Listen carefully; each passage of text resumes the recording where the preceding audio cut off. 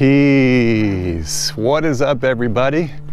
All right, listen, I got a subject on my mind. As those of you that follow my channel know that I've been going through the Course in Miracles for like the last 9 months now. And today I just finished chapter 23, which the title of this chapter is called The War on Yourself, or The War Against Yourself.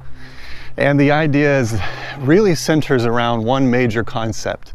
The idea that fear, or I'm sorry, I meant to say forgiveness. The idea that forgiveness and murder are in direct opposition to each other. Now, first of all, that sounds pretty extreme, but let me explain what I mean to say. Fear is something that keeps me separate from my brother. And one of the major ways it keeps me separate from my brother is thinking that, let's say, my brother does something to me that gets under my skin or does something that I consider to be wrong. First of all, there is such a thing as universal truth, but I'm talking about the relativity of the ego. Also, I should maybe take one little tiny baby step backwards and say that this whole concept is coming from the perspective of my world around me as a reflection of me. So how I engage with my world is directly proportional to how my world engages with me.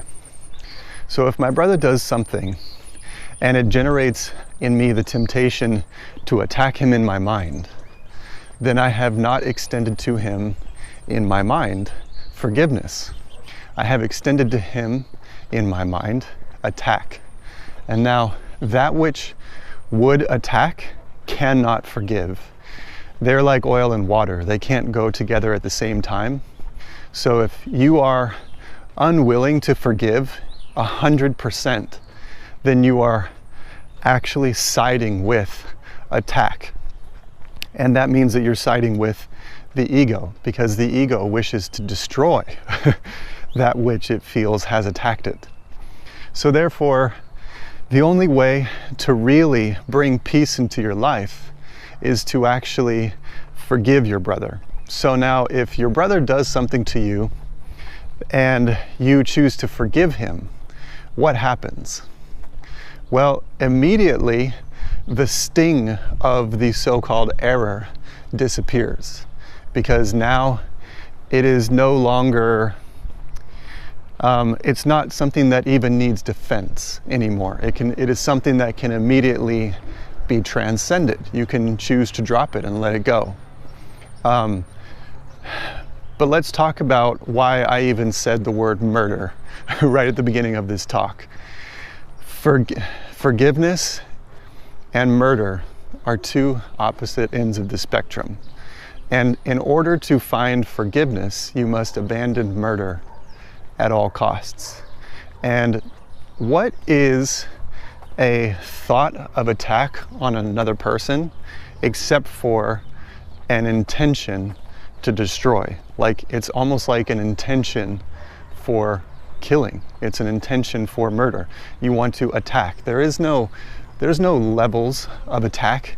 There is just attack. You can't attack somebody just a little bit. You can either attack them or you can forgive them.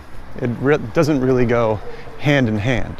So in essence, if you're going to forgive somebody, then it is the simultaneous recognition of the abandonment of all attack on that person. If you actually wish to attack somebody in your mind, and you think that your mind is privately encased inside of your brain, which it isn't, then you might be caught up in the illusion that you can actually attack a brother and somehow remain in a peaceful state. Hello.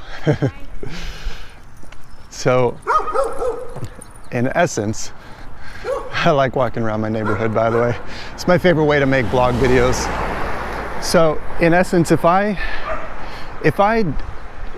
entertain the slightest amount of an attack thought against my brother, that is equivalent to abandoning all peace.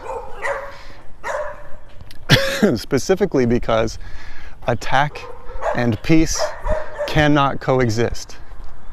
And if you think that attack on just a mental level is possible and yet you can remain peaceful in your inner kingdom, then you have fallen into a trap of the ego, because you cannot attack in any kind, on any level, and remain aware of peace. The moment you begin an attack, which could be as simple as thinking ill thoughts about your brother or whomever has harmed you,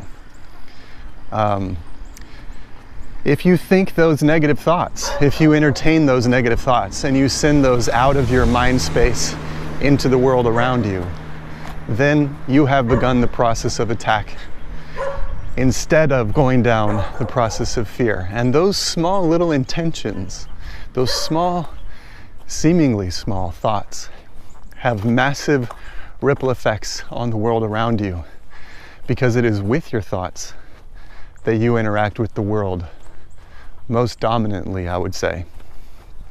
Your mind creates the experiences that are attracted into your life. The degree at which you think is the degree at which you encounter the world. So if you are constantly thinking attack thoughts, negative thoughts, vengeful thoughts, then you will constantly be pulling to you via the law of attraction those same things to experience in this real world. And I personally would rather experience a peaceful world, wouldn't you? So I'm going to leave it there. To recap, forgiveness and murder are in opposites.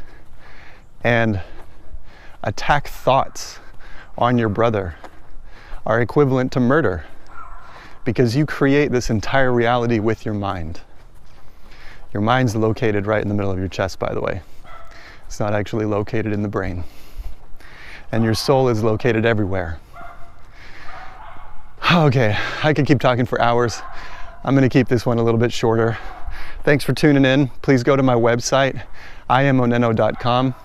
Sign the email list so you can get all of my updates. Also, I'm going to be starting a Patreon very soon, so if you want to support me to help continue this channel, in a couple weeks from now, you'll be able to find my Patreon and donate a couple bucks. The other way you can help me out is just to like this video, subscribe to my channel, share my content with some of your friends, and that's it. It's that easy. I'm about to be going down to Tulum, Mexico this week, so I'm going to be making some blog videos from down there, so you won't want to miss out on that beautiful scenery when it comes around.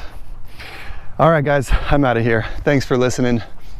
Oneness in sound. I am OnenO. Peace.